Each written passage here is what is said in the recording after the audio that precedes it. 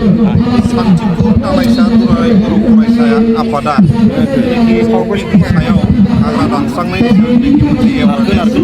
मोनसे सावरायनाय मेल लादों। बियो जोबोद बाख्नायथाव आरो रियेलि जोंनि समाजाव बियो सावरायनायनि मोनसे सम सफैबाय होननानै जोङो सानदों आरो जोङो सांग्रां जानांगोन।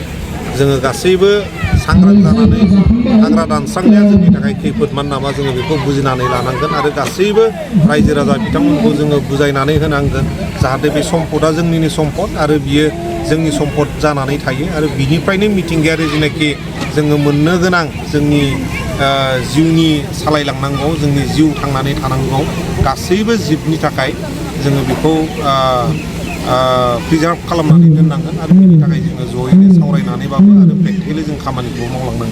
नाथाय जोंनि समाजाव बे हाग्रा ओनसोलखौ फोजोबस्रांनायावसो नांथाब नाजानायखौ जों नुबाय थादों। दा बे नांथाब नाजानायखौ जिखौनाखि नोंथांमोना नुबाय थादों होननानै बुंदों दा बे नुबाय थानायखौनो जोङो बन्द खालामनो थाखाय जोङो गासैखौ एवारनेस लाबोनांगोन।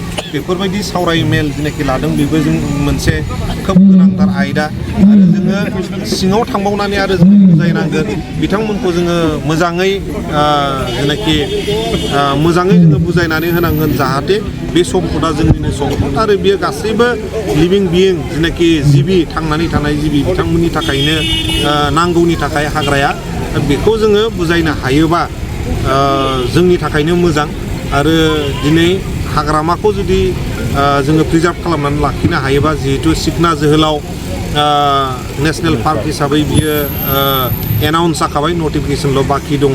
दा जुदि बियो जामारोबा बे पार्कनि थ्रुयै जोंनि खाथि खाला थानाय गासैबो गामिफ्रा बिभिन्न फालांगि मावनानै जोङो जानो हागोन। सोरबाया टुरिस्ट गाइड जानो हागोन, सोरबाया रिजर्ट खुलिनानै जानो हागोन, सोरबाया दखान होनानै जानो हागोन।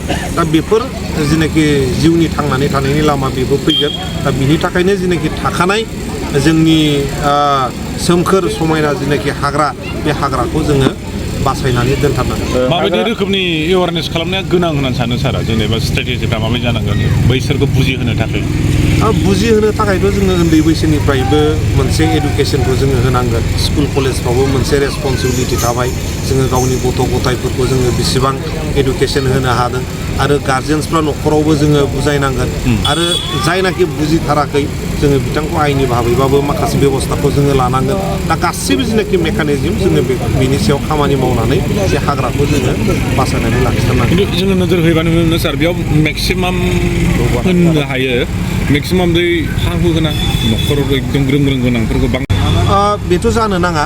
दिनै प्रमद बर' सारनि जेनाखि सरकार दैदेननाय बिथाङाबो स्ट्रिक्टलि बुंबाय थादों जाय आरो बिथांमोनखौ आइडेन्टिफाइ खालामनायनि खामानियाबो सोलिबाय थादों जाहाथे थाखानाय मानसिफ्रा जेरैखि जाया फरेस्ट राइट एक्टनि आन्दाराव हा मोना फरेस्ट दखल खालामनानै मोना बेखौ भेरिफिकेसननि खामानिया सोलिबाय थादों आरो बेखौ स्ट्रंलि जिहेतु बिथांमोननि नाजानायावनो प्रमद बर' सारनि नाजानायावनो बे सिखना जोहोलाव जेनाखि नेशनेल पार्क बेबो एनाउन्स जादों। दुलाराय बर' फरायसा आफादनि जेनाखि अहरह नाजानाय बा डिमान्ड खालामनाय बिनि थाखायनो नेशनेल पार्कआ एनाउन्स जादों।